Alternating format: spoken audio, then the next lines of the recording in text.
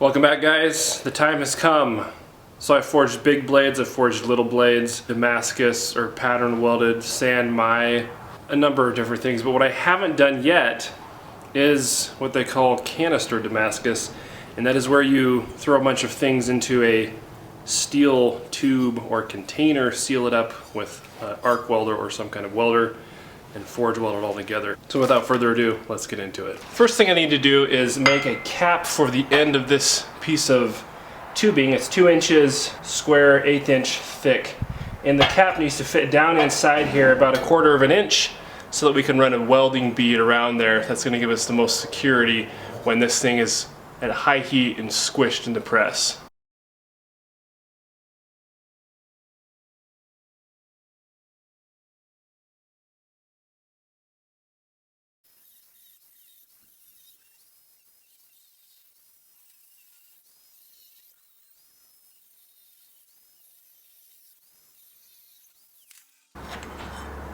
Okay, well that was kind of stupid.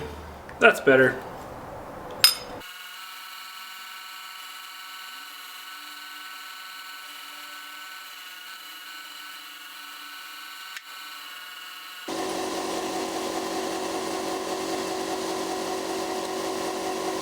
Okay, I've got my 4-inch long canister. I've got caps for both ends that fit down inside, and then to make life easier, hopefully, I've got a couple pieces of angle iron that will fit down in there the right length to make this cap sit down just about, well, I guess that's more like 3/16 of an inch inside. So I don't know, it might work.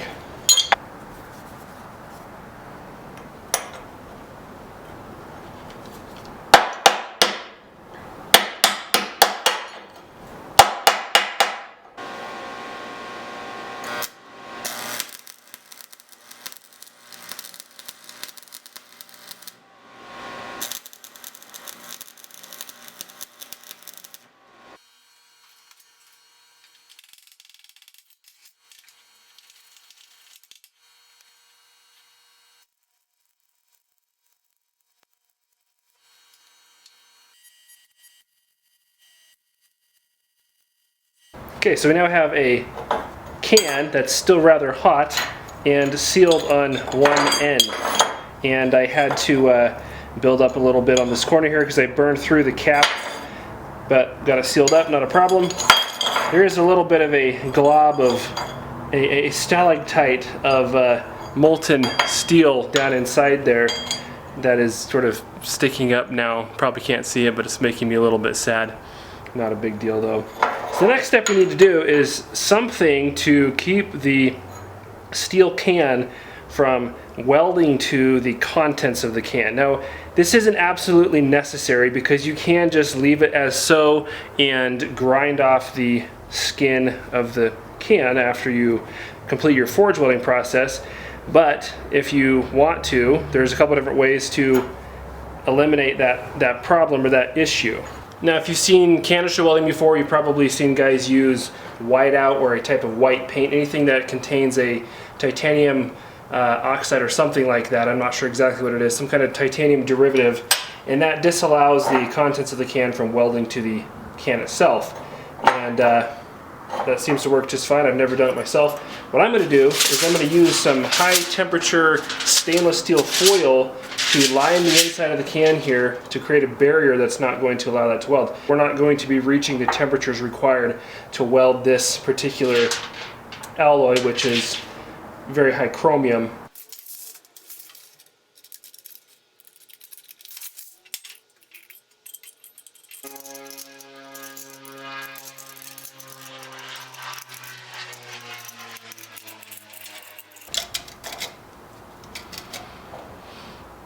I'm going to go ahead and start introducing some ball bearings here. I didn't know how many ball bearings I was going to need exactly, and I was thinking I wanted to have something that was relatively small diameter, like 3/16 inch maybe, because when you smash them out during the forging process, they're going to get bigger. And so I want to have a scale-like pattern. So I thought to myself, all right, 500 ball bearings, 3/16 inch diameter, and this is what 500 3/16 ball bearings look like, and that's not really enough. So I quickly realized that you pay for each sphere that you're buying more than you pay for the quantity or volume of steel. And so I decided I needed to go up a little bit to a larger size so I could get more volume of steel for a price that wasn't so much. So I went with a 1/4 inch, and this is what 1,000, that's right, 1,000 1/4 inch ball bearings look like. Not as much as I thought it would, but this is going to be enough combined with our powdered steel to make what we're trying to do. Look at that. Now I think what I'm going to do is go ahead and add some powdered steel as I go, because if I fill it up with ball bearings all the way up and then put powdered steel in, it's going to have to work all the way down, and I don't want to chance the powdered steel not getting all the way down where it needs to be.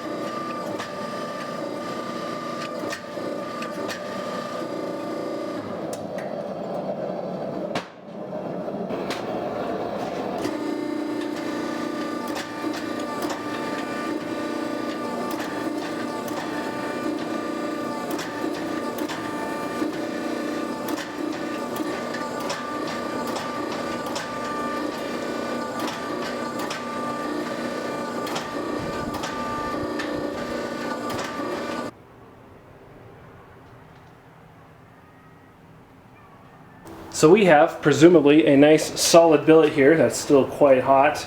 And the next step is to get this jacket off, this can off of the steel that's inside.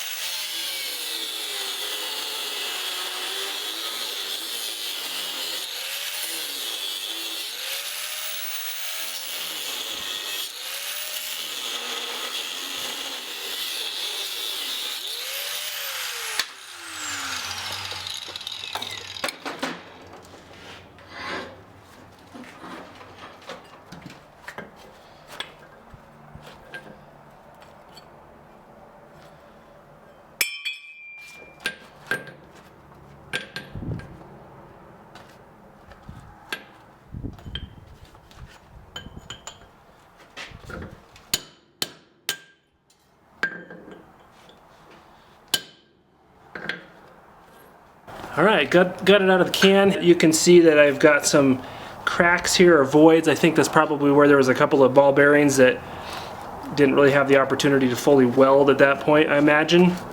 Hopefully that's just surface level. I expect so. Oh, well, and perhaps where we didn't quite get our powdered steel in there all the way. So hopefully that's not anything more than surface level, but I'm gonna go ahead and grind those off and try to get down to some clean steel, and then we'll start forging this bar out.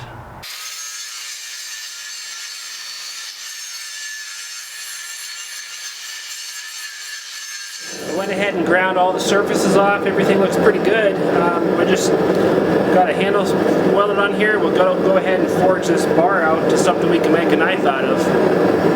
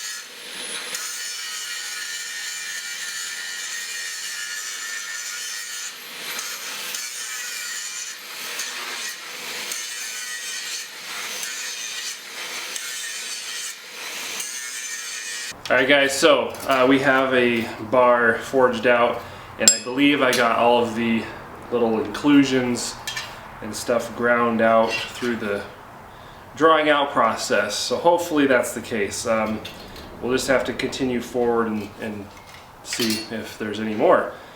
But I've got it about 5/16 inch thick right now, and that'll be plenty of thickness. I'm going to go ahead and forge our blade out from here for a couple of reasons. First of all, I want to try and kind of deform the pattern a little bit. Right now we just have mostly, you can kind of see it right there, just kind of a bunch of elongated, you know, pieces in there. So it's like a bunch of ovals, and it's kind of cool, but it's not quite what I'm trying to get. So if I can spread it out widthwise a little bit more, that's going to be good.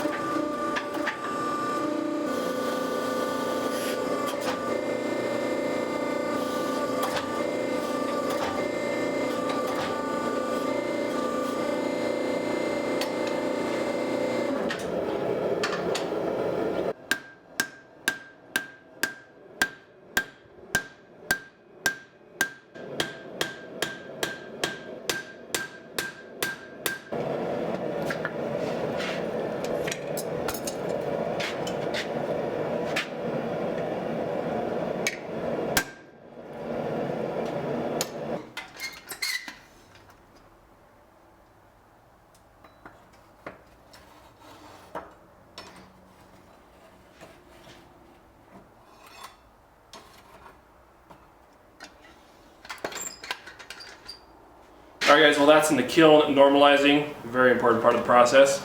Let me show you these belts here. Empire Abrasives was kind enough to send me some belts for this project, and I've been using them for a while now. I just actually ordered some, paid for some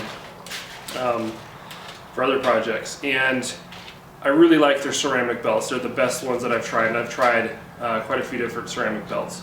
They work really well for taking material off, grinding blades, especially if you're grinding a heat-treated blade.